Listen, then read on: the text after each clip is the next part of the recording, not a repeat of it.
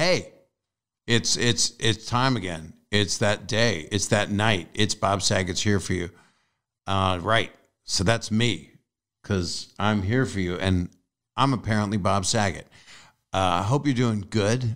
It's been quite a week. I'm really happy to be having this guest I have on today.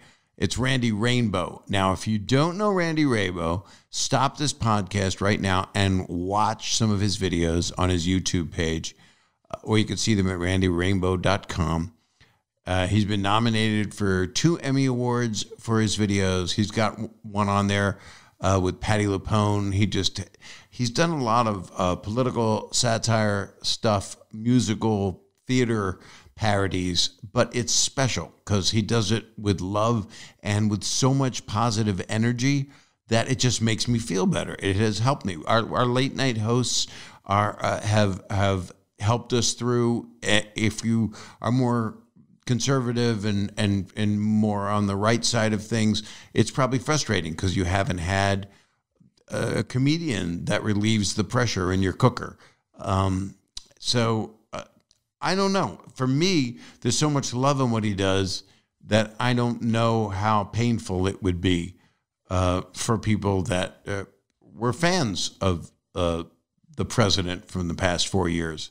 But it's a wonderful thing to look at his stuff. And you know what to do with this podcast, if I haven't turned you off already.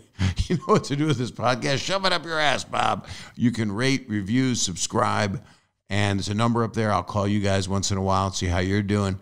It's a new year, and I'm into it. We'll get vaccinated, and I'll be out in the fall on tour, and I got a couple projects I'll be telling you about as we get through life. And I'm just sending you my best, guys. So here it comes. I'm admitting him now. Randy Rainbow, the Randy Rainbow. If you're a fan, you're going to love this. So here we go. Randy Rainbow.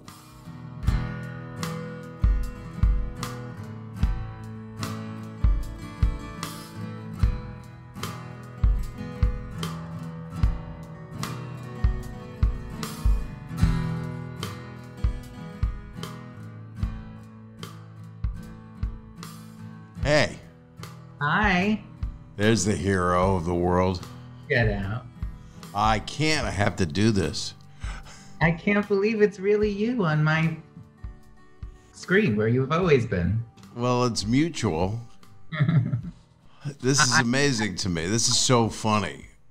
Thank you so much for having me, Bob. I just love you. Randy, it is mutual. You brought me so much joy. And you're the first person I've ever had on the... I've been doing this since like April. But I haven't fallen in love with any YouTube. YouTube star is what you are, I guess, is what you would call it, right? You're an entertainer. You're a comedian. You're a singer. I try to avoid the internet thing. I think that, but I don't know, because you want to know why? It's not an ego thing. It's just I don't play the YouTube game. I don't think of myself as that in that game. You know, I don't. Yeah, I didn't mean to do that to you because no. I'm like sitcom dad turned filthy. You know, that's how they peg me. I'm right. Branded, and I've been canceled more times than I can cancel myself because I'm the first to want to cancel. Let's talk about everything. Right. So that's how I got to know you, through the videos, through Twitter, Instagram, but mainly, and then I was up a long time last night because I was happy. It was an interesting day yesterday, and there's something about you. I'll let you praise me, but no, I was done actually. That was it. Okay, that was all I just wrote a small paragraph. Bob, I grew up watching you. Thanks. Isn't that the thing you say? Yeah. No, but it's very sincere when I say it to you. I really do mean it. Thank you. And I do want to just give you a disclaimer talking about Up All Night, because I have an agita about this, not because I'm scared of you, but because I have been up for 3 days. And the last video I made, which was on Monday, I pulled an all-nighter, as I often do, and I did not sleep. And the next morning brought my kitten to be spayed, not knowing that I would then be up every single night with the shitting and the puking and whatever else. And what about the cat?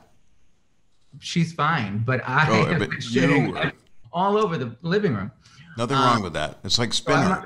I'm a mess right now. I'm drinking a giant cup of coffee, but if I say something, if I speak in tongues, forgive me. I don't know what the hell. I didn't sleep last night. I fell on my toe is, I think, broken. So here's an ice pack I'm going to put on my toe. So we have similar stress from the world. The world is a stressor, and then your cat, somebody you love. Yeah, it's not the stress. She's fine. It's just she's shitting all over me and my house. There's so many jokes that I could do that would be, canceled. I'd be canceled, because cats are like, grab her by the, and then she shits. I feel like, feel free to do them. I feel like we've exhausted. Can we say pussy on this podcast? Because that's all. We can say anything. What's weird is people say that I'm dirty, but I don't actually talk about the act of sex. I usually use, I fuck is a nice word. They asked me to do that Netflix thing where you curse words, and I was like, right. And I was like, I'll let my friends do it, but I'm not a guy that thinks of myself as that. But I also don't believe in censorship, which brings up a whole lot of stuff for a lot of people, everybody. Sure. And it's funny, the most conservative people that I performed for until this year want filth. It's like interesting, They what? They want dirty talk. They want filth. They enjoy it. And do you find first thing, you're so talented, and I watched the evolution of you. So I did a whole thing. How long have you known about me? Let's talk about me. A couple years. Yeah. But you only reached out now, Bob. Well, I've got so many people on, it's funny. I just had Dave Coulier on. He's like, you have Stamos on first, and then you wait like 70 episodes to have me. I go, Dave, you're just not as popular. No, I didn't say that. No, because you want to make everything great continually when you do something like this. Because I do this. I was doing this before quarantine. Started this last year, not last year, 2019, to do a podcast because I wanted to do it because it was a way of connecting and being real, which is something I felt. And I was doing it in my stand-up. My stand-up was changing. I had a new hour, which is... I don't know what it's going to be when I get to go back, but I do know that it's I'm a work in progress, like you are. And everybody always goes, oh, you showbiz people and all this crap, but you're a person from Huntington, New York. I'm Larry King now. It's not in my genes. No, I just read all about you because you always watch all these award shows when you're 9 years old. And everybody always says, there's a little girl or a little boy out there, and they want to do this one day, and you can do it. You can do it. And a lot of show business doesn't want you to do it. There's a lot of people go, there's enough people in showbiz, But when someone's so talented, it's like, oh, please, become our popular friend. It's like high school, and that's what happened with me. And I'm sure you have the same syndrome. It's like, all of a sudden, Ben Stiller's going, this just made my life. Yeah, it's really remarkable. It's funny to tell you about it because I've been, I hate to make you feel old, but I'm sure that happens to you. I can't believe when you started. I'm 64, and I started doing stand-up when I was 16, 17, and I did music parodies. That's all I did. I didn't know that about you. I was the first one to sing Elton John, Don't Let Your Sun Go Down on Me. Oh my God, that's funny. The music parodies though you get bashed. It's like being a prop act, and then not if it's done right. And you want to know what? Thank you for saying that. I never was a fan of parody as an art form. I always thought, and still do, there's always a little bit of shame that comes with every video I put out because I feel a little bit hacky, because it's such a gimmick. And I love Al Yankovic. He's terrific, but he does his thing in his way. But I'm not, some people think I'm standing here on the shoulders of Al Yankovic, and I didn't grow up. And Tom and even like Tom Lehrer, who didn't do parodies. I loved Tom Lehrer. Yeah. And I've done musical, every stand-up special I've ever done, there's 4 songs in it that are original. That's Except right. for one was a parody. I did the Backstreet Boys, I Want It That Way as a parody on HBO about Full House. But it was called Danny Tanner Was Not Gay. And then as the song continues, you find out, of course, he was. But I knew that. But and I embraced that. But that's fine. That's just me gay as I am today. I credit you all. Now, how has quarantine been for you? Because you've been doing this in your apartment since 2011. Is that when you started doing these things? 2010 was my first video, which was called Randy Rainbow is Dating Mel Gibson. It's hilarious. Thank you. We've broken up since, so I'd rather not discuss it. But that was when those tapes came out and this gimmick started. So, it's funny to think. When quarantine happened, socially speaking, I'm a wreck. I would like to go, and I just moved into Manhattan, into a 2-bedroom. I read everything.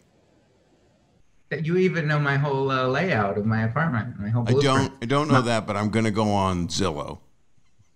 Okay, calm down.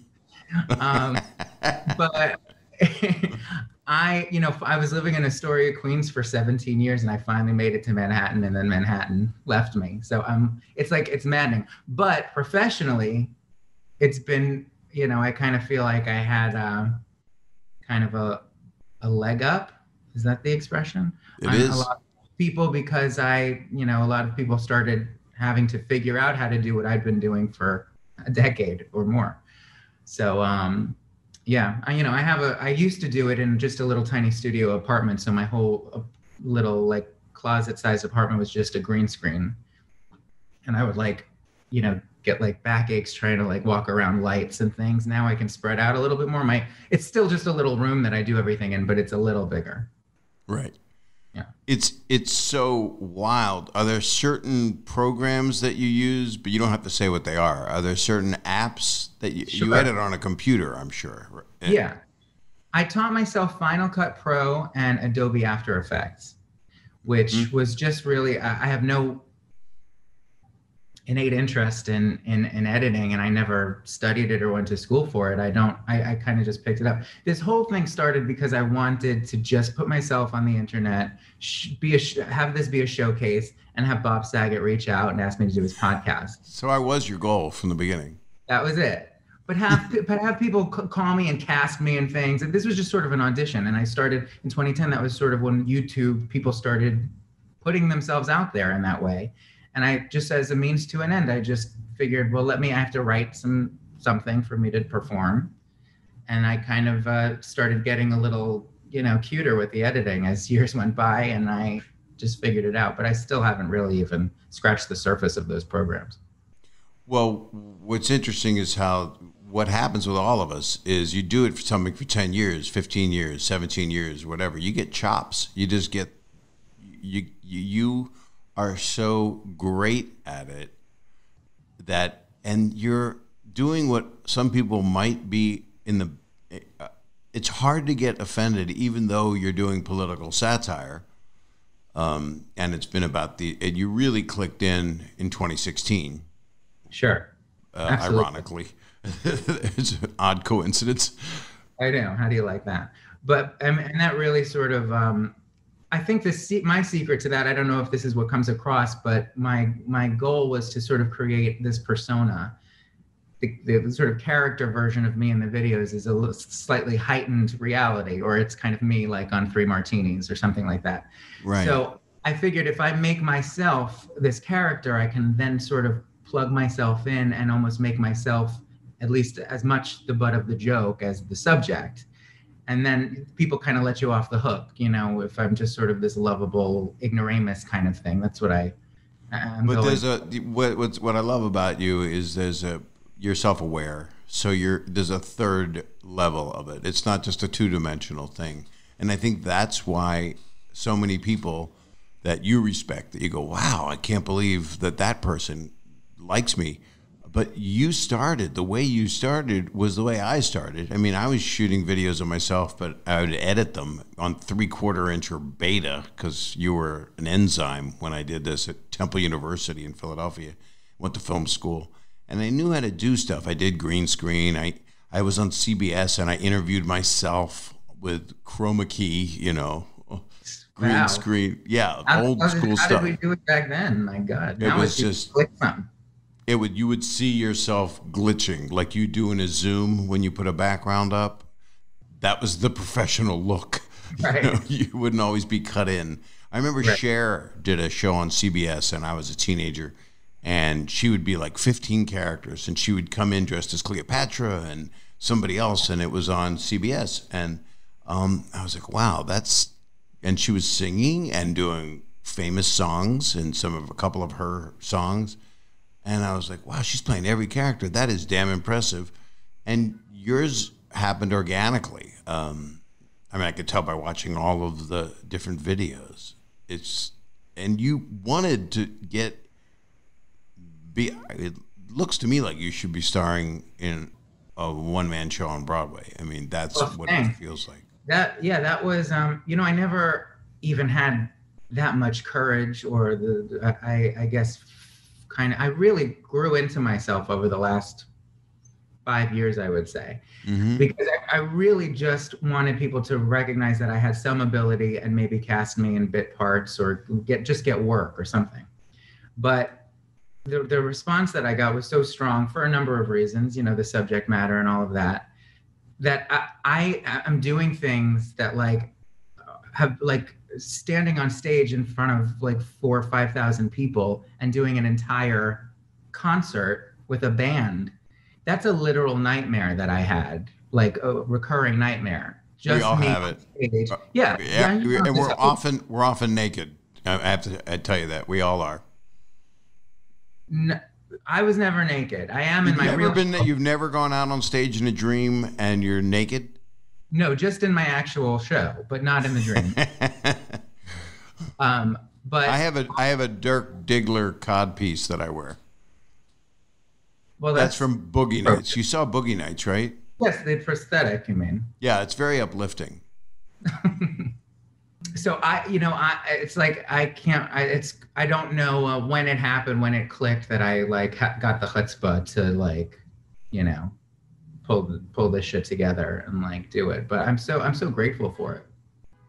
Trump, as horrible as he was for the country, he was great for my career and self-image, and isn't that what's really important? Sorry, America. Well, you've trashed Biden, you've trashed Hillary, you trashed, you don't give anybody a free ride, but when someone comes at anyone aggressively and they have a comedic bent, they're going to do a number on them. And no matter what their politics, it's impossible not to roast him continuously, especially if it hurts, when it hurts people or you feel like it's hurting you, and all the late night shows, all my friends that host those shows, they all have done what they've done, but yours is like the resin of satire.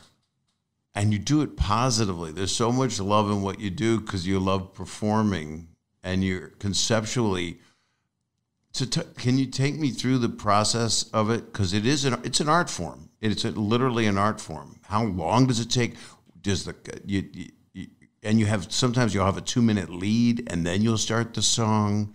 Well, I just want to first say that you hit the nail on the head with that. I love what I do, and that's what people are responding to. Yeah. And that's why this has worked. People who, maybe are not the biggest fans, who just sort of have a superficial kind of passing idea of me, which is fine, brush me off as just sort of like a one-trick pony. That's the Trump guy who does Trump videos or things like that. But I argue that this gimmick of doing parodies about one man for 4 years would not have lasted if there was not something more behind it. And the thing that's behind it, and the thing that people are really responding to, is they're seeing just some guy having a ball and doing the things that he loves and singing the show tunes that I would never, necessarily get cast to sing. That's what drives me. It's not political. I'm not here to make a political statement. I'm just certain times, at times I am, and at times I'm more opinionated than others, but I'm just trying to have a little fun. And I think that, as you know, it resonates with people and it reaches them. But as far as my process, I'm so bad at answering this question because to me, it's like so boring and so mundane that I never know where to start. So ask me something specific that you want to know about how I do it. Well, the one that recently came out is the song from Rent, but I don't know the amount of days. 2 million. Oh, how many minutes? 2,102,400 minutes. Right. And it's, would you say that's your most epic one that you've made, or there's a lot of them? I mean, there's probably some people said that. I didn't say it, but I'll take it. But what do you think? Did it take longer to make that one? No, in fact, that one I made in one day, and that's why I'm a puddle on the floor basically today. I wasn't going to do it. I had the idea floating around. I have a running list of songs that I refer to, right. And if something doesn't just strike me that week, I'll go to the list and see what I can make work. Just songs from shows that I love and want to do. And Seasons of Trump has always been on there. And I started recording it on, I released it on Tuesday. So I started recording it on Sunday. And then I was like, as I always do, and you'll relate to this too, before I release any video or even get started editing it, I go through, oh, this is stupid. No one's going to fucking like this. And this is the one that everyone's going to say, oh no, we don't want that one. So I always have this dialogue, this monologue in my mind that you can do it, edit it, but you're not going to release this one. You'll show it to your mom. She'll laugh. Have you done that? Do you have some on the floor? Because I've learned to not listen to myself. Right, because you're also working that hard. If you're going to start doing layers and layers and reshooting yourself, singing with yourself, it's like you gotta buy the premise, buy the bit. You have to do it. Exactly. I try to rely on just the germ of the idea that I had, that this first spark that sort of made me go, oh, that's cute or that's funny, and I try to just remember that because it's very unnatural to edit yourself, let alone like 15 of yourself, like how I layer myself. It's horrible. And like by 4:00 in the morning when I'm up looking at myself, it's like, who is this person? It's just like shapes and sounds. I'm like, I don't know what I'm doing. Is this funny? What's going on? So I've just learned to just silence that in myself. But I forgot where I was going with that. Well, you haven't slept. Your cat has diarrhea, and I think I broke my toe. But I am recording, which is good. 2 alpacas with their cat and their toe. You're not an alta. You're 39. You're a child. I'm friends with a couple older people. Like Bob Newhart was calling me, and he tells me I'm a baby, and Norman Lear is 98. Tells me I'm a baby. I'm 64. 15-year-olds are telling me I'm dying. No. But there's so much. I was turning into Merv Griffin. I don't know if you know who that is, but he was a talk show host, and I was on his show a lot. And I was going to say, "You're wonderful." That's what I was going to say. I was going to compliment you. He used to go, "Wonderful." He's a very talented young man. That's what I was going to give you that intro. I was born too soon and started too late, as they say in Gypsy. I wish I were like coming up when you did in those days. I miss those days so much. Well, but that's what you're here for. But that's what you're here for. That's what you're here for, because these videos are catching on. And what's your demo? Younger people and established older people that recognize musical theater. Yeah, it's very varied. I mean, very diverse. And when I do my live shows, when I tour, I'm so surprised. Tell me about that. Tell me about what's your live show like. It's basically it's like a concert version of the videos. So there's a little stand-up woven in, and then I have a 4 or 5 piece band with me, a giant screen behind them, which sort of displays like the backgrounds that you would see in the videos of flashing imagery. And the band plays to a click track, so they play along with the video, and I sing live. and you know, just change hats a bunch of times. It's very cheap, but it's a lot of fun. And I do a Q&A, and I'm so surprised that the demographic has been like, you know, 8 and 9-year-olds are big with me. They love me. And what about the cursing? Do you do the cursing? I curse. For 8 and 9-year-olds, because that's for 8 and 9-year-olds. I know it happens, but you know, the parents usually, they're like cool moms who acknowledge that. I even hear from teachers sometimes who say that they, not the cursing ones, but a lot of teachers have shown my videos in classes. I guess there's sort of an element of like a Schoolhouse Rocks kind of like civics lesson that goes along with some of them. Well, it's also when someone says nobody will hire me, it's just bullshit, because you're self-propelled, you're self-made, you do all of it. So, well, and I hate saying this because it's the most frustrating thing people say to everybody, but Netflix, could you do it? Could you do your show there so the world could see it? I would love to. You know, the invitation stands. But there's music clearance issues, right? There's a lot with the way I'm doing it now. It would be difficult. There's clearances.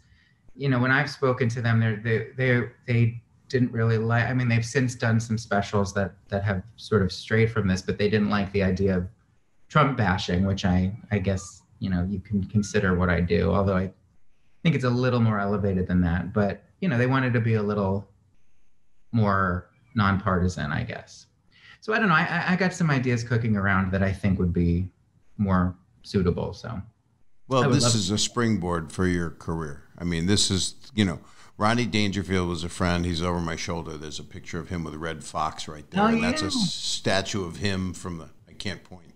That's a statue of him from, I don't know my arm doesn't work. That's a statue from the UCLA Brain Center, whatever that is there, that statue there. And that's horrifying, that statue. It's horrifying. And it is strange, but it is him. And you should see him in person. I mean, but he was 58 when he did Caddyshack. So he had been a stand-up forever. But there's no timeline on when someone's career. Everybody always goes, "Oh, I'm too old." Really? Well, how old's the president now? You know, and people are concerned about it, but I'm not concerned. I mean, he's kicking ass as far as physically moving around and stuff. Comedians, don't you find that like that happens often when comedians? There's something about comedy that you need that time to sort of age like wine, and a lot of comedians do start later. You know, and like some start really young. You know, you look like a Pete Davidson. I mean, he's special, and what he is he's honest about his issues. He talks about mental health on SNL. You know, and I love the guy. How do conservative people come at you? Do you get flack? Do you block people? Have you had any issues, or do they get the joke too? I went for like 3.5 years very naive to the fact that, you know, I guess I thought I could just sail through doing kind of, you know, making fun of Trump and singing show tunes, and everyone just somehow only seeing the positive stuff, and not, whenever anyone would ask me that question, "Oh, you must get a lot of hatred," the answer was, "You'd be surprised how much hate I don't get." It's funny though, like in quarantine, I think a lot of people have a lot more time to hate me. Yeah. So I'm hearing from a lot more of those people now. And it's kind of, you know, at least, you know, it's new to me, or at least I'm now more cognizant of it. I don't know who these people are exactly. I don't know what some of them are, you know, claim to be on my side of things. I don't know. Because you're not coming at it. You're parodying someone. Look at all the shows that are on TV. You know, Showtime has a show. Everybody has. I mean, South Park has been doing this since they started, and they've been on since it feels like the beginning of time. Right. And when I watch your videos, I think of Book of Mormon, and I think of the South Park movie and the show, and how I'm sure you're a fan of, and Family Guy as well. I mean, and the art of singing. I mean, Seth MacFarlane is crazy talented, and Matt and Trey are geniuses, and there's a lot of IQ between those gentlemen, and that would be. But yours has this original Broadway thing to it. I just want to see you on Broadway. It would make me so fucking happy because. Well, you know what? Thank you for saying that. I really, you will be in the front row, and I won't. I'll be house seats. I'll be 10 rows back, and I'll be on the aisle. Well, I was trying to be more romantic than that, but you said I know. But if I'm looking up your nose, then I don't feel like I'm getting the whole. I don't want you to have to say to me, Bob, my eyes are up here. That's true, and you do have a habit of looking. I can't help it. I'm crotch level when I'm seated. We were going, sitting. Sorry, I haven't had time for my shrink. Can we take a nap for the second half of this? I am exhausted. But I was we were about to start working on a one-man, on a Broadway run of the tour that I was doing for this year. Right. And I was supposed to hopefully do it in November, and we were getting ready to pick out a theater, and then COVID. But it will happen. And are there music issues at that point? Because YouTube doesn't have restrictions like television does, right? Yeah, well, there are certain, yeah, absolutely. So it's just what happens with that? So you got a Jerome Robbins song, you got Leonard Bernstein, Bernstein, whichever. Leonard Bernstein, Leonardo. So when you do Sedition, which you had a reprise of that, correct? That was one of the few that you did a second of. Yeah, because I did the song Tradition just because I guess it was kind of a slowish week, and I referred to my list, and Tradition was there. So I did Distraction, and it was sort of like an evergreenish, ever topical kind of Trump thing. And if I had just waited a few months, I would have heard the word sedition. I was like, I should have just fucking waited. I learned so much. I'd never heard the word sedition until I didn't know about it. I had heard it in school. I knew about it from Civil War. I'm really tired from the Renaissance. But you know what you haven't done, and I don't think you will, which some people do, and I don't laugh at it, because I can't take any more images of the Capitol breach, and you didn't do it. You haven't done a parody about the 6th. Yeah. Well, sedition was kind of I threw some images of that. A couple, but it wasn't like you didn't. You put in the images that were the ones that people laughed at the most. Right. No, I mean, to do a whole parody about that.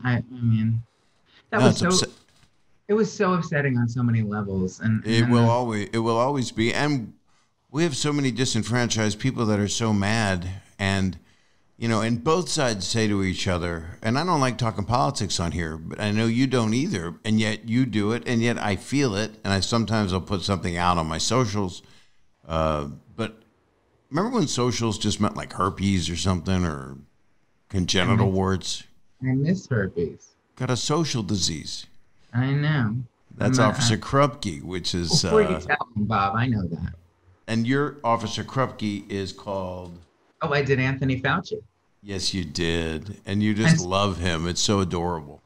Well, who doesn't love Fauci? I love him. And he's back. He's going to be back strong. So I think he's doing a press conference today. I'm so excited. This is my new entertainment, is press conferences. It's really disgusting. And by the way, this is only a couple days from today. So... This is Monday right now. Oh, so he's not doing it today. He did it a couple days ago. But what's good is this is current.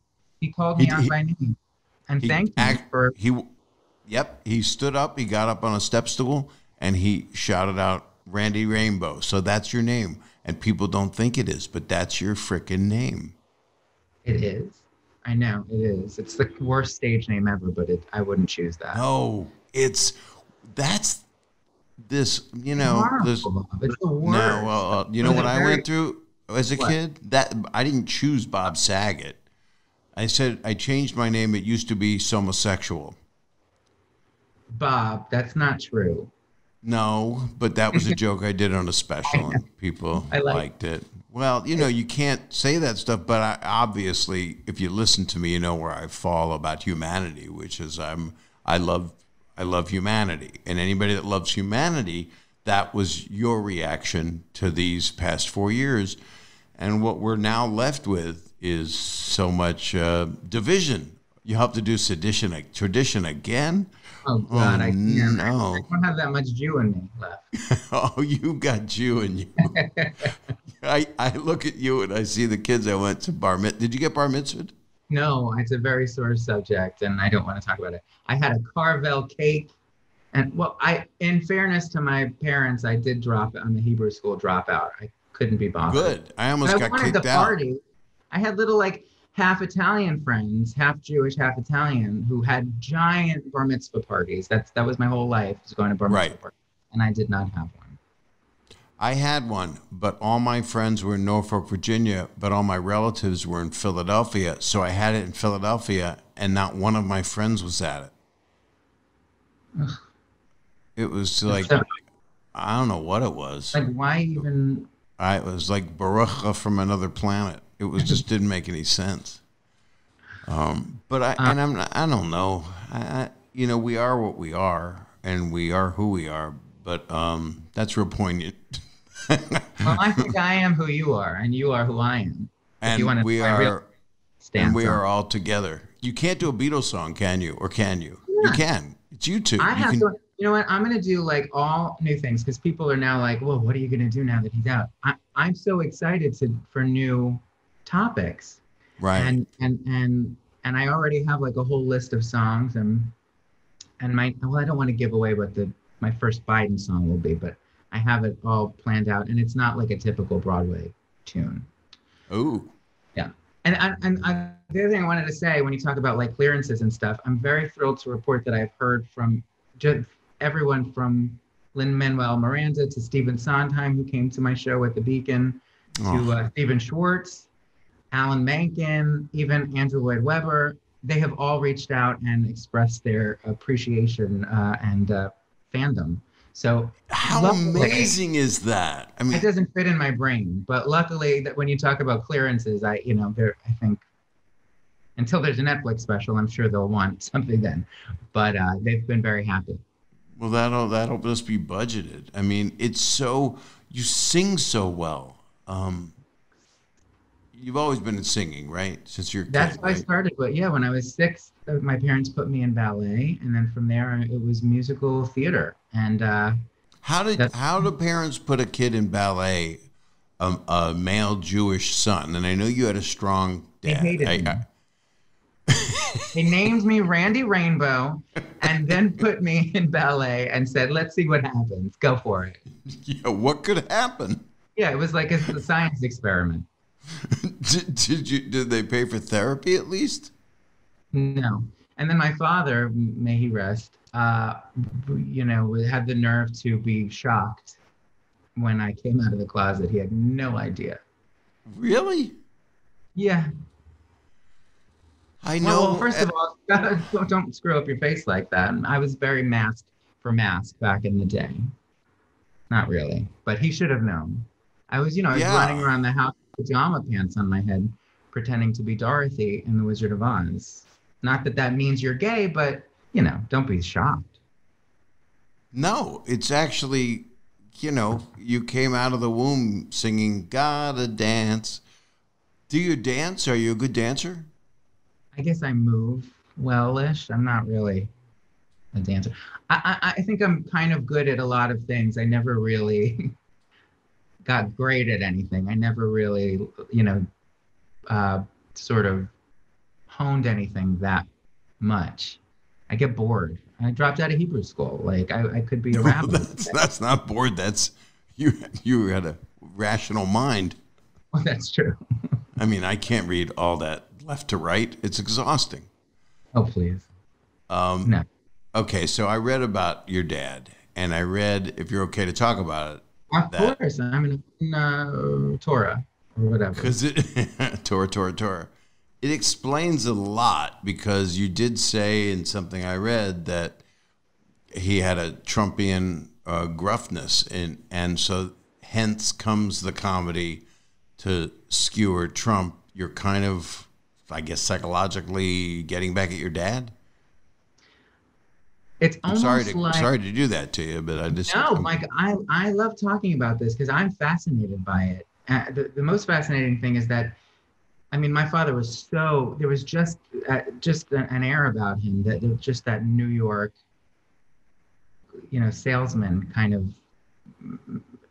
just vibe that I think there's just like a generation of New York guys, not to paint with that broad a brush and offend anybody, but I think that he was just part of that so much so that he died when the year right before Trump was elected, and so he was watching the the debates and everything, and said himself, and he was not an introspective man, so he would never have otherwise said this, but he said, I can't watch him because he reminds me too much of me. So well, that's unusually self-aware for a guy that's like that. yeah, exactly. It would be like if Trump were to say something like that.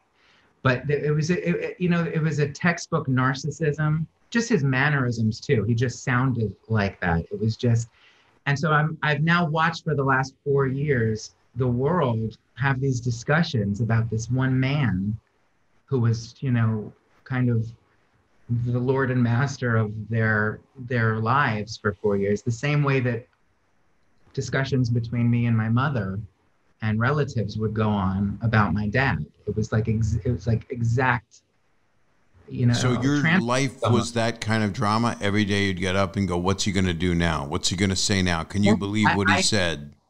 Yes, exactly. And it was just a black cloud. It was, it was the narcissism. And I ate dinner in my bedroom for, a good part of my childhood, watching Full House. And that's what I did. Really? Yeah, and I had real long Howard Hughes fingernails.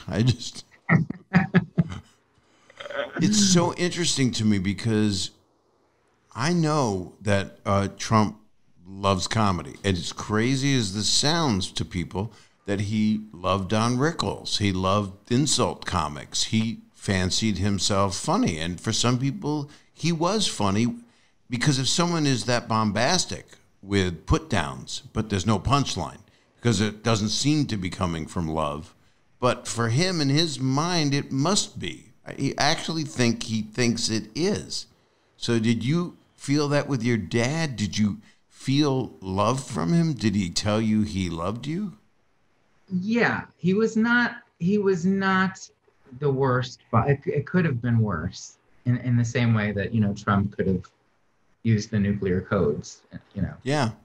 during his insurrection. But yes, he was proud of me, especially when it came to anything performance.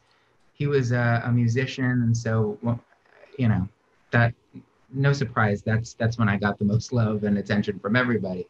When I was starring in the high school show. So he was supportive, certainly in his way, but he was jealous of me, which was a concept that I couldn't understand as a kid. My grandmother would say that all the time, and it didn't compute. How was your parent jealous of you and act out on it? But that's really because he didn't follow his dream. He didn't get to do something more creative. Well, not even. Did he sing? Was he? Yeah, he had a beautiful. He was a crooner, and he was sort of like a Dean Martin type. So I also thank him. Some of my singing chops, I'm certain, come from him. So I'm grateful for that. But he, where was I going, Bob? I just lost. Well, it was your dad loving you, but then you were saying how he was jealous of you. Oh, that's right. It wasn't because of any success. This was long before I was doing anything with my life. He was just jealous, I think, of the fact that I was, younger and cuter, I don't know, and out there living my life. And I don't know, I never really got to the bottom of it. He never, like I said, was really someone who explored himself. So I don't know, even to sit down and have a discussion with him about it would have been enlightening in any way. Well, my parents were, they went through a lot of death. So that's my brand. That's my stamp, because I know a lot about it, because they lost 4 kids and I survived. So they didn't win the lotto. But because I lived. But do you have siblings? I have two. He had 2 daughters from 2 prior marriages, so I have 2 half sisters who are. They're not a full person. They're just half people. It's very awkward. The lower or the upper or the middle? Why did you not consider that they're split halfway down the center? Well, then they could have been one. Then they could have been like paper doll Siamese twin gals. That would have been kind of hot. True. I didn't think it out. They would have been so popular. Totally. I don't really have a relationship with them, and not just because they're half people. I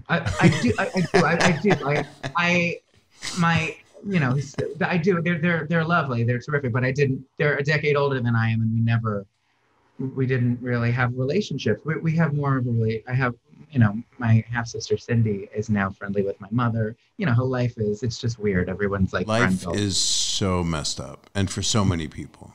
Yeah. And you're close with your mom, I assume. Very, very close. Jewish mother's boy. Right. And did your dad see these videos that you were making, and he must have been impressed by them? He did. Yeah. I had been doing them since 2011. So yeah, he saw the beginning of it, and he was impressed. He got really like manipulative and kind of dark toward the end, and he would try to get my attention in ways like that just were, it just was a turnoff, to say the least. So I kind of cut ties with him. I understand, because my dad, who was the sweetest guy, both my parents were incredibly sweet, but they had a lot of psychological difficulties. Besides the loss of so many family members, he was a depression kid, and he raised his siblings by himself because his dad died. But he would take shots at me and go for your most vulnerable thing, the pouring mercurochrome in the cut, as a way to get to you, to say something that's like, wow, you know that about me and you're violating me with that? Yes, that's the exact word, is violating. It felt like an assault. It felt like a violation. And it's like rubbing salt in the wound. Absolutely. And you just, it's heartbreaking, because you think, how could someone, a friend of mine, let alone someone who is my blood relative and my parent, go there? That's devastating to somebody. I'm sure that it's fucked me up for life, and there's lots of stuff to discuss with a therapist when I finally talk to one. Well, you feel really healthy to me. And you get you get to do these, the 4 years of parodying, more than 4, of parodying Trump. And I don't think you're done, because I think things are going to happen and ideas are going to come to you. Thank you. But I mean, you get to exercise all of that through this character. It's been really cathartic. It's funny, because people, that's the thing they say most to me, like at my shows, is that thank you so much. This has been it's so cathartic to be able to laugh, to be able to sing. That's what I hope it is a spoonful of sugar, for whatever the hell is going on. And what's your song of that song? I'm not setting up to plug my video. No, I'm not. I have it all here. I have everything. I have the list of every song you've ever done, of every video you've ever made. But I'm not professional, so I mean, Kamala, your Camelot is. I mean, I was tired last night, but you made me so happy, because it's just so. You're so joyous. It's so well done. I know it's hard and I know it's exhausting, but it's so appreciated by so many people. That is so nice. And that was such a, like I said, I was trying to get a job, and then you just try to do your craft and hope that someone finds it amusing, and you try to get clicks, that in the early days, that's the whole goal. But then to find out that people are actually getting something from it, that it's actually, people are finding it healing. You know, Yeah. I have people coming to my shows telling me that I help them through cancer and help them through the loss of a loved one. It's like, you don't realize, and it just changed my whole view on what I was doing. It gave me a greater appreciation for my own art. And I think of that stuff now when every time I make a video, this is going, you know, someone's going to see this and it might take them out just even for a few minutes of a really bad place. So and that's what you've done during this quarantine, during 2020. Now here we are in 2021, and we're not great. You know, it's not great yet. No, I don't think so. I don't know. Okay, it's all great now. By the time this airs in 3 days, we have 3 days, Bob. Let's so much can change. I mean, it's so wonderful, and all the songs you sing are like my favorite songs. I mean, you have great taste. I didn't know you were. Are you you're a show queen? Yeah, well, I've been on Broadway a couple times. I was in The Drowsy Chaperone at the end of the run. I was Man in Chair. What a play that is. Bob Martin. Bob Martin's a genius. Pause there. Tell me how great that was, because I saw that show, first preview. We didn't know what it was. Who wrote it and started it, right? With Bob Martin, the whole original cast. And Sutton Foster, yep. Sutton Foster, Beth Level. Yeah, I got to work with Beth and Troy and Britton Johnson. We had no idea what that was. Danny Burston. I got to work with Danny Burston. He was Adolfo. I mean, I got to be with this beautiful man, and all these people. Sutton had just left, and Mara Davi took her place, and it's one of them. I wish they would. Kevin McCullum, the producer, and Bob Boyette. I wish they would bring it back, because it's a piece of high, beautiful art. It's kind of like what you're doing in spirit. That's what I liken it to. That's why I was drawn to you. That's the greatest compliment you can give me, because, like I said, we didn't know. I got better ones. I have really good ones written down. Well, we'll get to them. Don't put a pin in. But seeing that show, especially not having any preconceptions about what it was or anything, it was just the first preview, and there was no talk about it, and we left floating.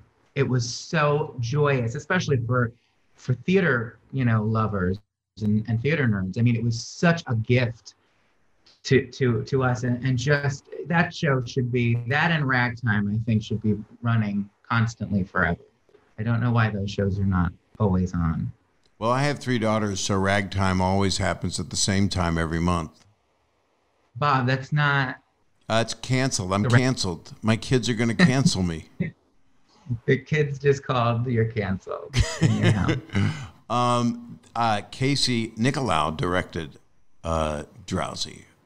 That's right. Now, had you done a musical before that? Well, you don't sing in that. I sing a little bit at the very end. There's a slight little bit of singing. And it's funny, I don't dance well at all. And Bob Martin said, it doesn't matter, just stand behind everybody and move your arms. But it was a life-changing experience. And here it is, the Marquee, which is like the second largest theater on Broadway. And it changed my life. I had also done an off-Broadway play at the Second Stage that wasn't a musical, called Privilege by Paul Weitz. And then I did one of the best other things I'd ever seen by the same producer, my friend Kevin McCullum, which was Hand to God, which is, it's amazing.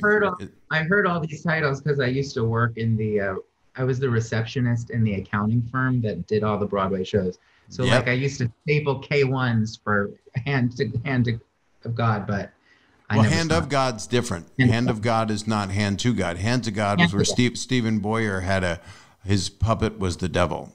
It was for Sunday morning ministry class, and they used puppet therapy. And it's a incredibly Geneva Carr and oh my God, Sarah Stiles and Michael Oberholzer. And when you do something like this, you want to mention everybody, because they just brought me up. I came in again at the end of that run, and I took over for a great actor, Mark Kudish, who originated and did most of the run. But I played a Lutheran minister. It's amazing. It's not a musical, but you would love it. It's just an R-rated, very hardcore, deep, dark comedy. I would love to see it. I'm sorry, I'm putting you to bed with my credits, but no, this is what I like. I feel bad. It makes me nostalgic and sad about Broadway because it's like right down the street from where I am right now, and I can't go visit. You will. This is all going to happen once somebody finally sends out the vaccine. So when is it going to happen? You're America's dad. Tell me when I can leave. When can I go, enjoy a lap dance again? When can I get a martini at party? I want to live my life. My picture's upstairs, by the way, but when I go there, they move it to downstairs. They move it if you have a reservation. They got in there. You'll have your picture in there. You have so many great things ahead of you. You don't even know, and you got to enjoy it. You have to enjoy the ride. Otherwise, it's not fair that you don't get to enjoy it because you're super, super talented. Oh. I'm just telling you. I mean, to do that last video that you just did, which is, for a lot of people, it was the coda on this last 4 years. And it just, it was a way of doing it in not a na-na-na-na way. You don't do your, I guess, political satire skewering in a gloaty way. And gloating is what's wrong. Gloating like, oh, we won. And it doesn't matter if Trump had won and we won, or they're still saying that actually, but I don't like now when people go, we won, but but there's been so much in the pressure cooker, people are getting it out of their system. Right. So that's not what I aim to do. And that's what I love about you. So I love that. And that's why, again, I was not going to do that Seasons of Love parody just because I was like, it's like a lot of work and I didn't know if I could make it work in time. But then I started singing it and it made me tear up just because of the music. And, I thought it was just because I'm gay for rent. And, well, that's not gay for rent. I'm gay. Well, you got to pay your rent and whatever you have to do to do it. Oh, you meant the show. You meant the show. Show rent. I'm like, I'm giddy and, I'm not supposed to use gay in that way. I apologize. I canceled. But it moved me, and I just said to myself, people are going to be moved by this, I think. And sure enough, that's the cathartic, and people are telling me it brought a tear to their eyes, and it's just that song. I tried to sort of draw a parallel from the original context of the show, and that sort of was looking back on a year in a life, and that's what I wanted to do with this. So for me, it was very cathartic too, and it was like a book end to this chapter. It is, and it was, and it's so interesting because I wasn't drawn to going, oh, I've got to watch a YouTube channel, and I know, half the planet is, but I guess I pushed it away because I hosted the first video show, and there was no YouTube, and I was like, I narrated people getting hit in the nuts, and that's all anybody has on their little Instagrams and YouTubes, and it's like, those are the videos that I put on, and they're narrating it. Does that drive you to drink, to watch what, like, the fact that, like, people getting hit in the nuts is, like, goes viral now, and that's the thing? Well, not in quarantine. Uber drives me to drink, but I'm insane. I really am crazy. And my wife said to me, I didn't know you were nuts. I said, can't you watch my work? I dated someone once. You hide it very well, Bob. But that's part of your charm. There's something underneath, and especially because of how we first have, a lot of us have come to know you, and that there's something cooking under there. That's what makes you so appealing to me, anyway. Yeah, it's so subtle. Yeah. when I come out of my censorship cage, I just like doing entertainment for everybody. I like when a 9-year-old kid loves what I do. And then when they're 17, then they want to see my stand-up, and then they keep coming until I die. It's so uplifting. I love that. It ends in my fiery death on stage. I'm just going to If you know what Scanners was, people could self-combust. That's how I'm going to go. I'm just going to explode. Well, please film it. And it'll be like Gallagher. Yeah, it'll be all over the audience. Yeah. Have Gallagher actually just smash you to death. Yeah, with the Sledge-O-Matic. He came up with that name for a hammer. Sledge-O-Matic. That would be a good way. I vote for that as a way for you to die. To be Thank you. And splattered onto the audience where you belong. Yeah, I belong all over them. Pieces of me everywhere. It's the old scene where you go to have some coffee. You deserve it because you haven't rested. That's all right. I'm enjoying talking to you. And guess what? Like, that's the great thing about the Zoom shit. I could just, when we're done, just go to bed. I don't even have to get an Uber. Exactly. And something about quarantine, there are things about it that we won't admit that we like. There are things about it. I hate the world. I hate people for the most part. I love being, I am like such a, I love being single. I love my solidarity. I love my independence. But I realize how much I miss the energy of people. Like there's something missing. Like I need to like once a week go out and get turned on by people. And that outlet is not there anymore. No, like same here. I'm going get alone to a camera, but we're not meant to be alone. And if you need to be alone, I get it because I like being alone.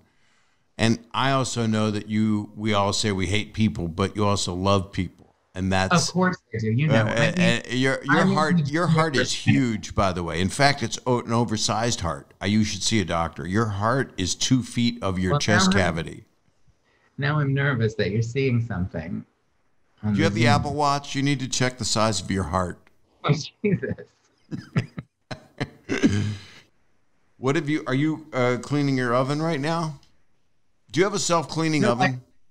Do you hear something? No.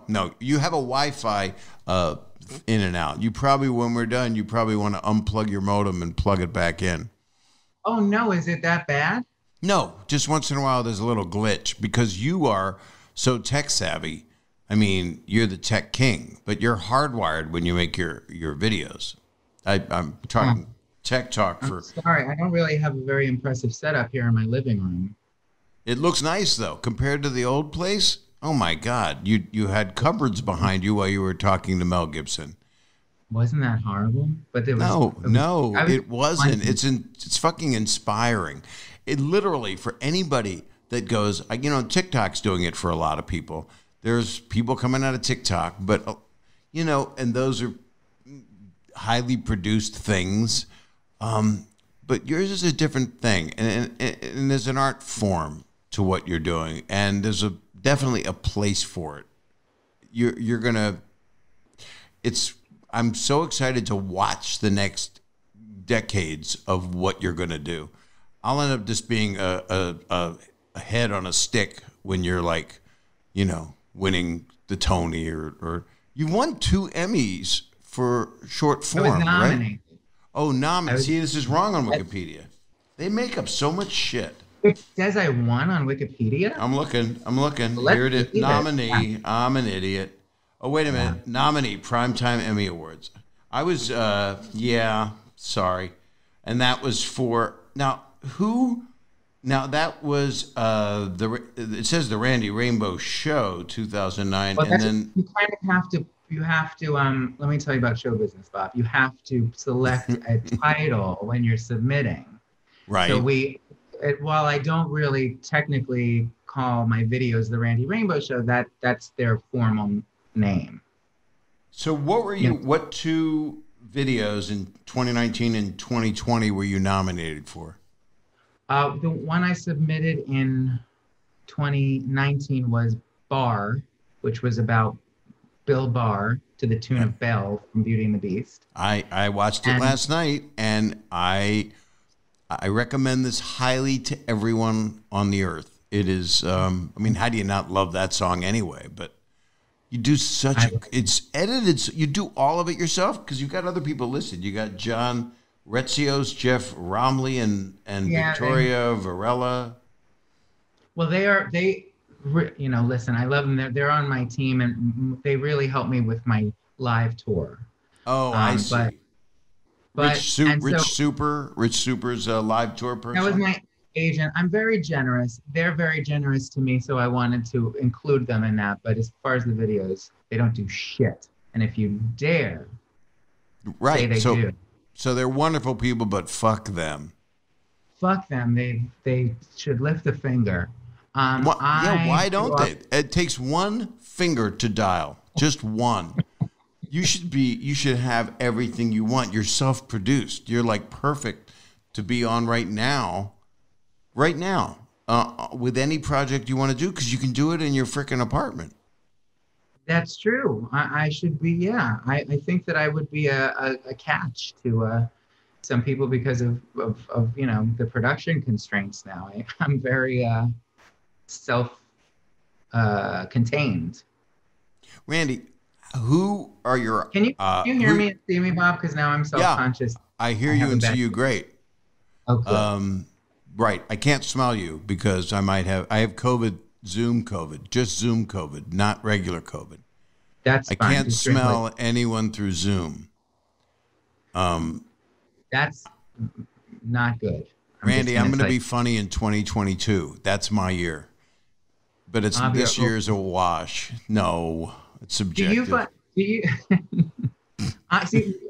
must have, because you're a comedian, don't you, when comedians say funny things to you, don't you internalize that that's funny or say that's funny, but you don't actually laugh? I do laugh. I try to surround myself with the comedians that are just funny. So I've been fortunate enough to be around so long that I'm friends with some of the best comedians alive.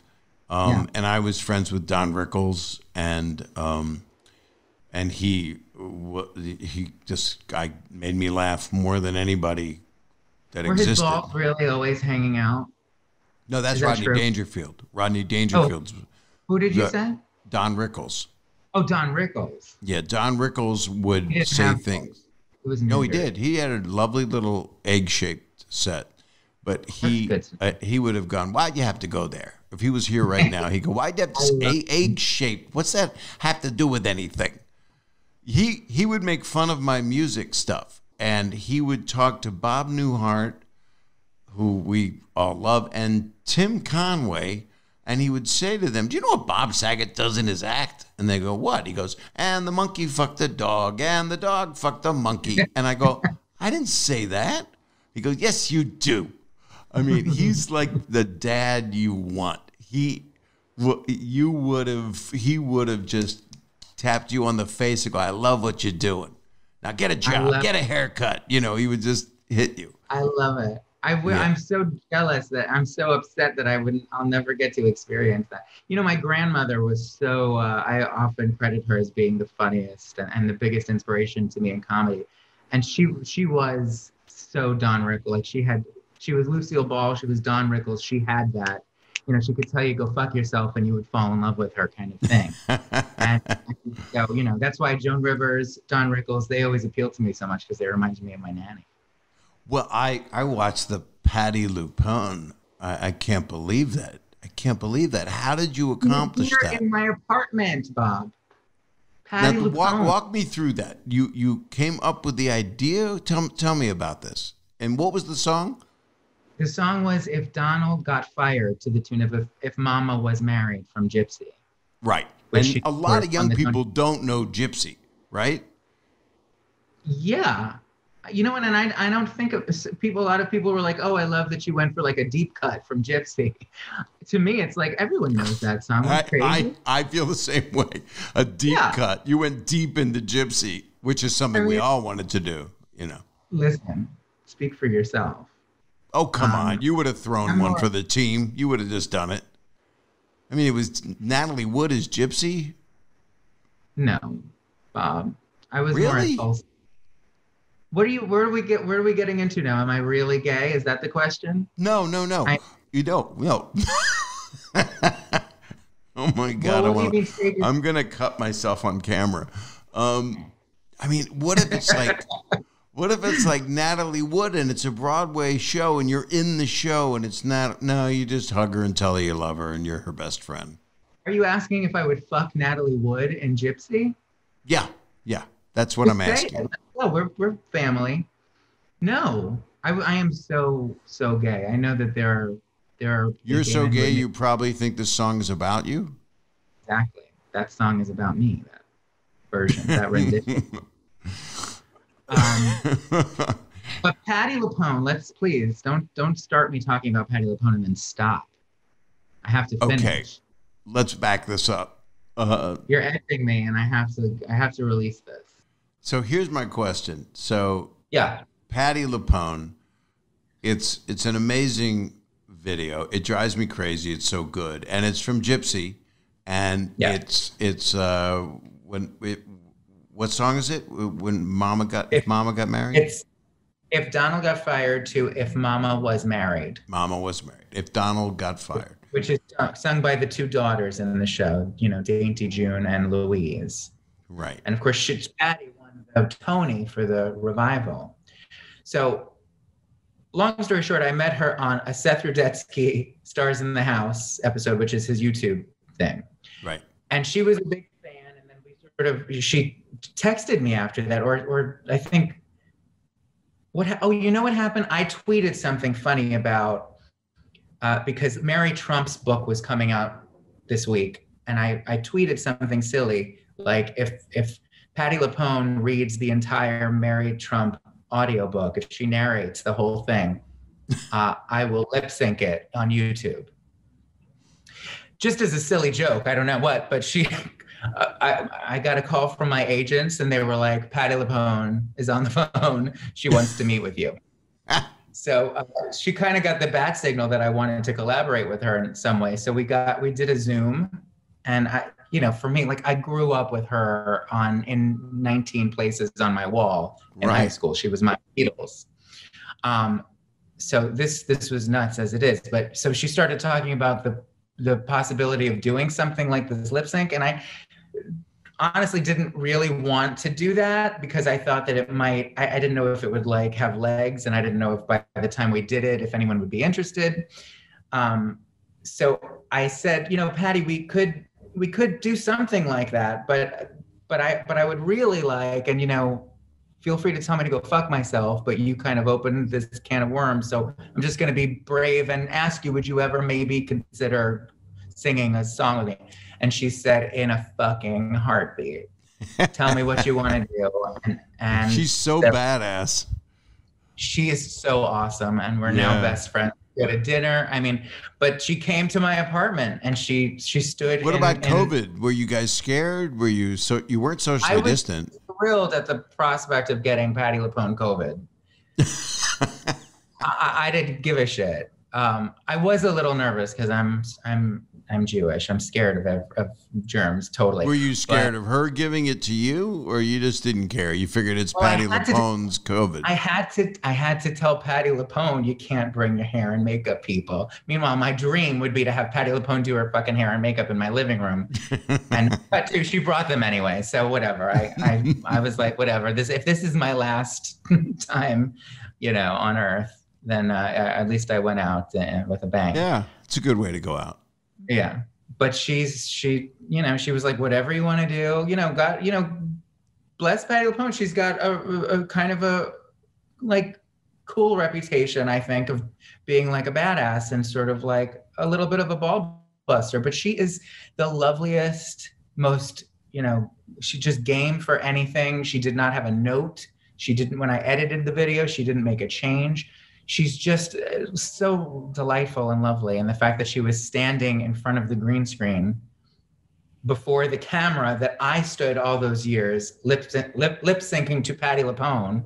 And now there was Patti Lupone lip syncing to herself in front of the same green screen was Isn't that amazing? That's ridiculous. Yeah, if you could have told your younger self, which we always say, you would have been like, no fucking way. Well, I'm looking at you now and thinking that it's like, this is so weird, life. And I'm sure you felt this with lots of your heroes and the people that you grew up watching. But I guess that's what happens. It sounds like your ride's here. Don't you hate that joke? Right? Ambulances. You can't soundproof New York. Is that a little better? I was so no, it's all good. Everything's good. It was the ambulance or siren, whatever. Those sirens are. Yeah, it was a cop. So Patti Lupone is there with you. It looks to me like she's recorded separately. You're singing together. Did you do her first and then record yourself to her? Yeah, I was off camera, kind of directing her, and then filmed my part later and put us together. You let her go away and then did yourself afterward? Correct. That's how you do it. You know everything. You get the star to come in, your guest star, and she does this, and she must have been delighted because you guys sounded so great together. She was very happy with it. She's really excited. I'm happy to say to do a follow-up. So I hope that we're going to be doing some more stuff together. Oh God, please. I'd love to do it. I said we're going on tour. What are you fucking kidding me? Like I would love to just, my whole career should just be, we can be like the Gaga and Tony Bennett of all the gay bathhouses, if there are any left. There will be. Everything's going to open up. It's going to be great. Thank you. You're going to have all the bathhouses you need. Everything's going to open. That's what I miss the most, though. Like just coming home from tour and being in New York finally, and just getting to have like a trashy night, like in like a fucking dive bar or a strip club. I'm not that crazy, but I like to just have like a trashy New York night within reason. You need the vaccine, and then you wait for your second dose till you really stay out. I think you're gonna by next month. I think you'll have it. Is my hopeful guess. I hope it's not March. It's kind of stupid, Listen, because I'll take March. Well, you'll be able to do it. I have to ask. You pre-record all the songs first, and then you lip sync to it. Is that how you're doing it? For the most part, yes. Just like a Hollywood musical. Randy, are you playing the synthesizer? Are you doing it on, how are you doing it? Do you have music? I don't, but I sometimes, like for the Patti Lupone one, for instance, I had that orchestrated. So that was actual Broadway musicians who did their parts remotely, and it was mixed by a mixer. A mixer. Oh God. So you do this. Oh, you want to say the name of the person? You're listing everyone that you love, and I'm forgetting my beautiful Michael's last name. What is wrong with me? Michael Moritz, who is a Tony and Emmy winning, I think, producer and musician and conductor, and he's fabulous. But for the most part, has he helped you on a lot of them?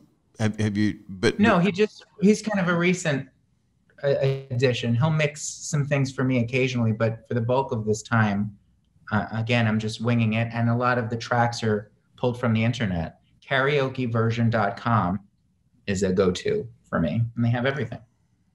Holy crap. But did you double layer it? Because you're mixing it. I mean, because you're having it. And as you're layering in more characters, it also has. Well, I'll let you answer that because I was just going to keep talking and ask. I was going to ask 5 questions, so you can't answer any of them.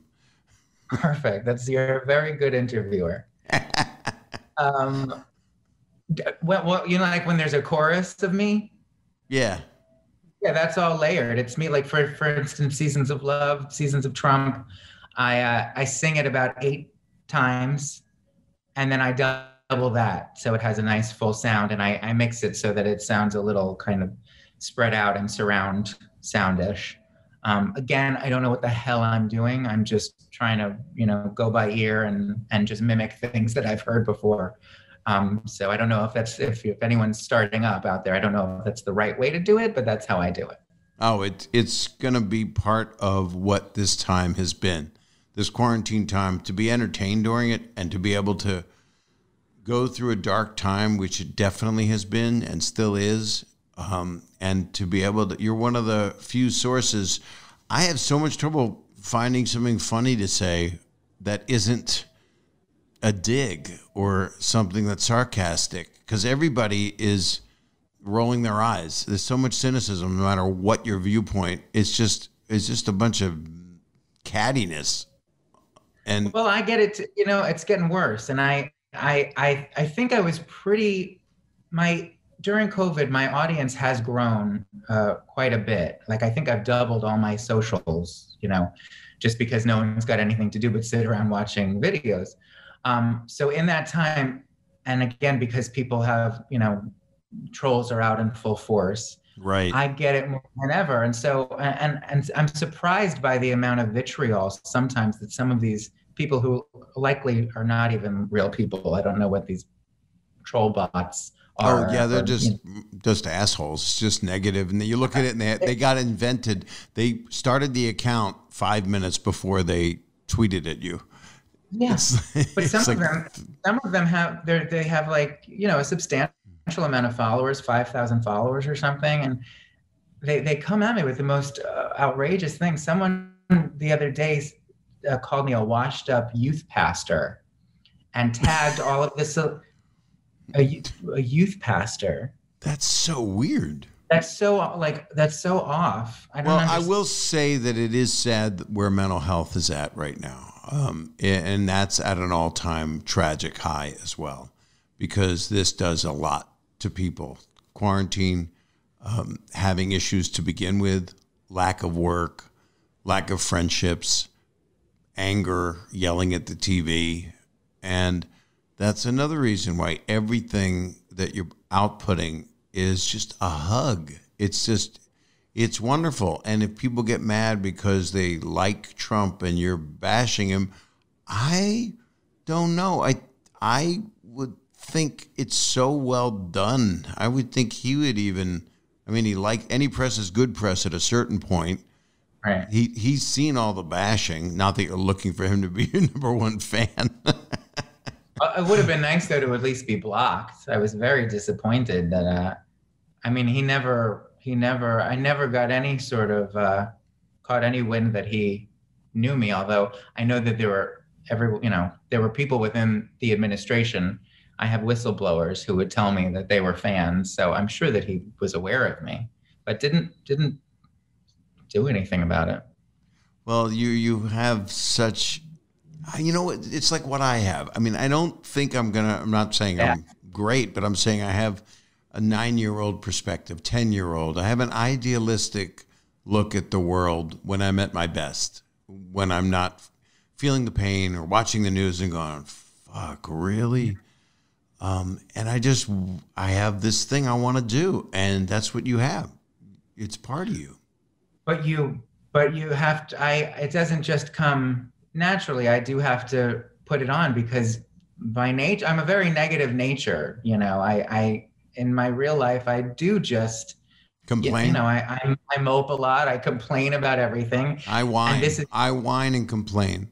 I'm so annoying. I hear myself and I just like, who could listen to me? But I just complain about everything. But thank God for this outlet that I found myself in musical comedy, because I channel it. And I put it out, and it's something that other people can enjoy, and it's cathartic as hell for me because it's me doing art that I love. But if I didn't have it, I would just be sitting in a corner complaining and drinking a lot. Oh, you have it. You have it, and you're also able to look at it at the big picture. To be in an apartment and to produce stuff that goes out to the whole world, literally the whole world. I'm sure you hear from people in Norway and France and everywhere, right? Yeah, everywhere. It's nuts. I'm very big in the UK, apparently. I can't wait to. Well, you'll be able to go there. I did a show there for the first time in London a couple years ago, and it was a dream, and I want to go back, and I can't wait. So much good stuff is going to come out of this, and that will drive you crazy because you'll be surrounded by people. You'll go, I want to go back into quarantine. I know. Well, I already go through that. I just went through 3 years of constant touring, and I'm like, it's like when they, like Nell in that movie Nell, when they went and took her out of the woods. That's what it was like for me, because I spent the first year or two of this just doing the videos, and it was just me alone in an apartment. which can be, kind of depressing at times, and you long for like connection, but I also love it. And so to be then surrounded by people and agents and like a press person, it's lovely and it's wonderful. I'm so grateful for it, but you do just kind of want to go back to your room. Yeah. Well, you always can. I mean, you can't take all your shit with you and do it while you're on tour, because you're on tour. No, so, I mean, and I was on tour and I can't wait to go back on tour. I'm dying to go out. Do you always feel that way, or is it because of COVID? Right. I didn't think for a while I was going to do stand-up when I was directing a bunch of stuff, I just stopped for a few years. I would do it some, but I didn't have a voice. I didn't know what I was going to do. And then it just comes to you. It just comes to you. And I've got all new music, original comedy songs that are meaningful to me. And I cannot wait to have audiences and perform. I love that. And I'm working on other stuff, because I've got a bunch of stuff I'm developing with good people. But it really is a reset. I mean, we would be in a totally different place. I mean, Trump would have won if he would have done a few things, like wear a mask a year ago, 6 months ago. Just do it. Just do it, even just to win. And isn't that amazing that it really kind of revealed just how dumb he is. Like he could have won the fucking thing. He could have won, and really could have won. I mean, not the fake swamp. Let's sue the voting machines. And he could have faked empathy. I mean, he could have. Got to be pretty smart to fake empathy. He is really, but it also just revealed, the depths of his narcissism. He couldn't even, this was a time when it's a pandemic. It was the one thing that he could not bring himself. He couldn't even muster the ability to fake empathy. Like, this is a time when you need a Joe Biden to just, give you a hug. So any leader of any country has to, Boris was different till he got COVID, and then it changed him in England. Whether they like him or don't, it changed him.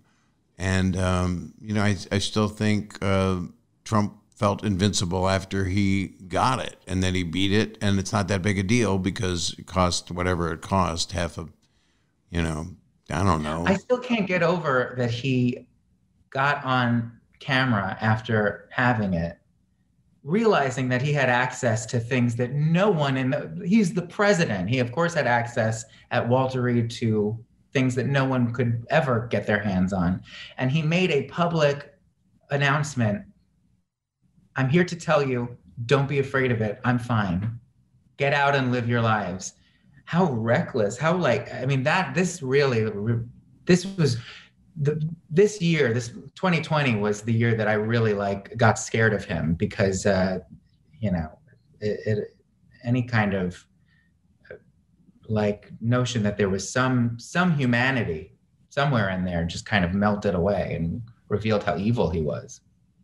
Well, I think it's a power thing, and it's a consumption with money, and I think it's a lack of love that people need. And he was getting love from his base, and there will be people that will always love him and think that he was their guy. But I think he's in a different place now. Leaving a note for Biden it was funny, you see on the internet, and it's not really funny. It's all tragic, but people are saying it was just like a thing, will you pardon me? Check yes here, check no here. All right. I did a few of them. They are funny. Mm-hmm. Will we ever see what he actually wrote? I don't know. Biden said he's going to let us know once he talks to him, but I don't know if he will, because he's a fairly respectful person that way, and I like that. I mean, we'll see what happens. I mean, I think there's going to be justice. I just like that Bernie's like Zelig. He's showing up everywhere. That picture of him, that's really going to travel for another week or two. That might be a fodder for a song. It's just Bernie sitting there, that floating Bernie. Bernie in a chair.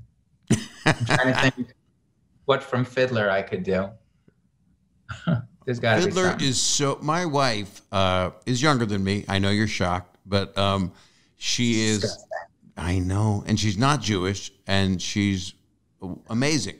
She never heard or saw Fiddler. She didn't get to see my friend Danny Burston on Broadway, which, you know, he was astonishing in. And I saw him in the he's Jewiest night of my life. I brought my mother to see Danny Burstein and Fiddler, and 2 rows behind us was Mandy Patinkin. And I had to strap my mother to the fucking chair to keep her from jumping on top of him, because she will approach. He's been a hero during this time. He's been another one of those not Pizzagate showbiz people. Who could believe that a showbiz person eats babies? People, this is so. I mean, how can you believe anything like that? It's insane. There is a population of people that they talk about on the news who actually believe that. Well, stop giving them press. Because I don't like eating babies anymore. That is not. No, were you on any of those lists? Because I've heard things. No, because I have empathy for all people. Babies? I have empathy for people that each side saying they drank the Kool-Aid, you know, but I think it came from the left first, that the right drank the Kool-Aid to follow him. But then the right is very strong on saying that the left, it's interesting how the right steals the rhetoric of the left, but they both say the same thing to each other. And we've got to somehow get to some center. We cannot, otherwise we're done. I mean, it's the de-evolution of this country in the saddest possible way. We only had a few hundred years. That's it. A couple of 100 years of independence, and look at the battles we've fought.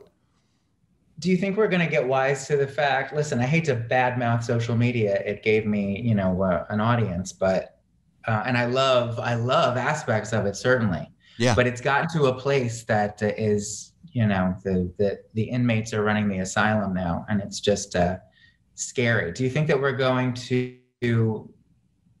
get tired of it and rise up against it and reject it and resist? Or are we going I don't think it's possible.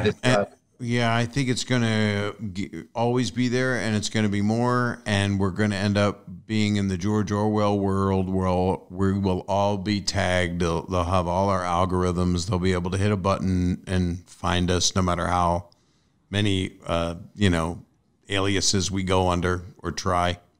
I just think anything you say can and will be used against you or did. And that's where we're at. Technology is great unless you're trying to protect people from criminals. Yeah. I do think the world has become like a South Park episode where years ago it would be a split screen and they would say, and forgive me everybody if I insult anybody, but they would say, here we have the President of the United States, and it's a split screen, equal time with a midget in a bikini.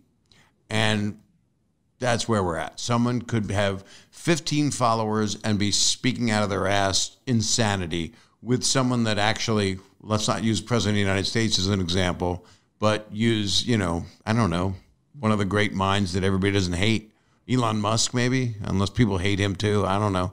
But, Bill Gates is hated. I mean, people are hated for having knowledge and for being rich, but also for inventing a lot of these engines that are, it's just weird. It's very weird. There's no answers. We talk about it, and it's all we do is talk about it. The answers are regulate it somewhat, I guess. I don't know how you do that.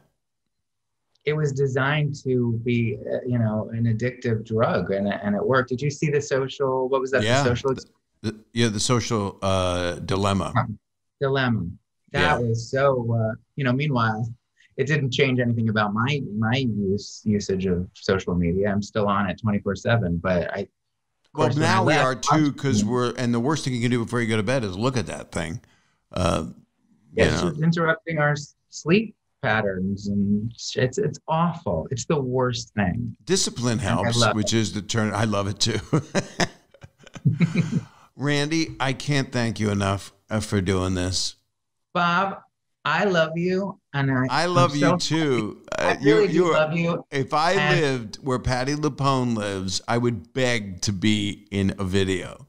That's a dream of mine, to be in one of yours. Can we shake on it on your podcast that you and I this year will collaborate in some capacity? I would love it. I could shoot something here even. I think I have a green screen somewhere in the house because my wife is incredibly media savvy. So good, because I did not invite you over. I don't want you to take it the wrong way. Yeah, I'm old. I got to get the thing. You know, I get the double. I have a double shot, please. But we're going to do something, and I thank you so much for reaching out to me. This is if I ever have a podcast, you will be on it. Thank you. And I hope that this is the first of many conversations, because I have always loved you, and even more so now. Thank you, Randy. And I look forward to everything you do, but I'll be talking to you before I have to tell you you're going to do great things, kid. There'll be plenty of time. I'll call you every night and you can tell me. Well, you got my stuff, so hit me up whenever. And thank you. All right. Thanks, Bob. Have a good nap. I'll have two. You too. Yeah. I'll talk to you soon, all right? I'll talk to you. Bye. Bye. That was Randy Rainbow, right? Randy Rainbow, the guy that makes you happy when you're just feeling blue. On your computer, on your phone, on your YouTube app, wherever you are. Just if you haven't seen his stuff, see it. It's real. It's special, and he's gonna do really amazing stuff. He's just a sweetheart, and real talented. I don't know why you've listened to me say that for 90 minutes, Bob. I got to just stop lapping all over my guests. I can't help it, but that's why I do this, because it's people that I really like. So you know what to do. You rate, review, you can comment, you can follow on the YouTube or wherever you get your podcasts, the Apple. We like the Apple. Apple's nice to me. The Spotify, you can get that, because who doesn't? Some don't. I don't know what's going on, except I hope this year brings you some health. And if you believe in the vaccine, you get the damn thing, and you get it just in your arm. Look up Arnold got it. Arnold Schwarzenegger got it. So, you know, it's a fun little video to watch. Just Google that shit, and you'll see that he was good about it. Didn't hurt him. I wish you all well. I hope you're getting through this time. I hope you're feeling better about things. I don't know. Just trying to send out some positiveness. Okay, guys? Happy times ahead, and better times ahead. And I can't wait to go on tour again. I'm moving dates again more into the fall, because it has to be done that way. Because I don't want to play to, a quarter of a house, because you can't have a full one. And you know that I love a full house. So anyway, thank you very much. I'll talk to you on the next episode of My Name Here. Bob Saget's here for you. Take care, everybody.